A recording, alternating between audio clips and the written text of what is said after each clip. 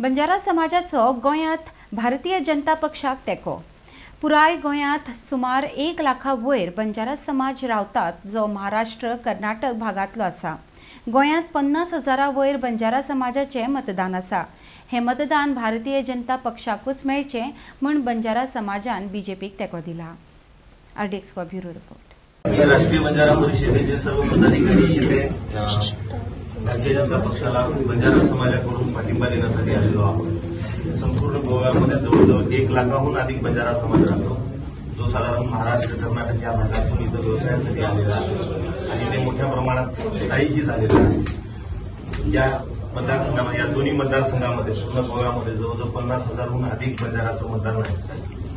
पूर्ण बंजारा समाजाचं मतदान हे भारतीय जनता पक्षाच्या उमेदवारांनाच मिळावं, एकमेकांना मतदान मिळावं, यासाठी म्हणून आम्ही बंजारा समाजाच्या वतीने सर्व पदाधिकारी, तांड्यावरचे नायक, तांड्यावरचे कारभारी, प्रमुख मंडळी येथे आलेलो आहोत। साहेबांची चर्चा करण्यासाठी आलेलो आहोत। पाठिंबा देत असताना बंजारा समाजाचे जे 2-3 प्रश्न आहेत ते त्यांच्या समोर मांडण्यासाठी आम्ही आलेलो आहोत। त्यापैकी 2 महत्वाचे प्रश्न मी आपल्या समोरही मांडतो।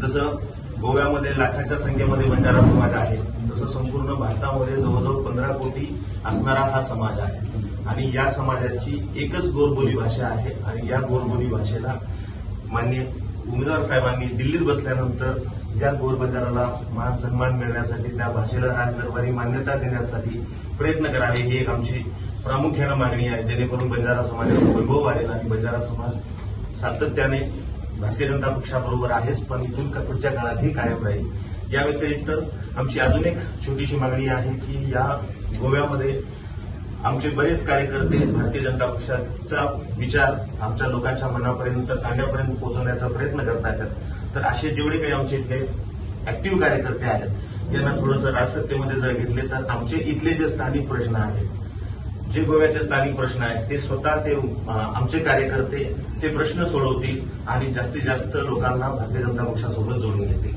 या मागणीसकट आम्ही आज इथे जाहीर पाठिंबा देत आहोत। धन्यवाद।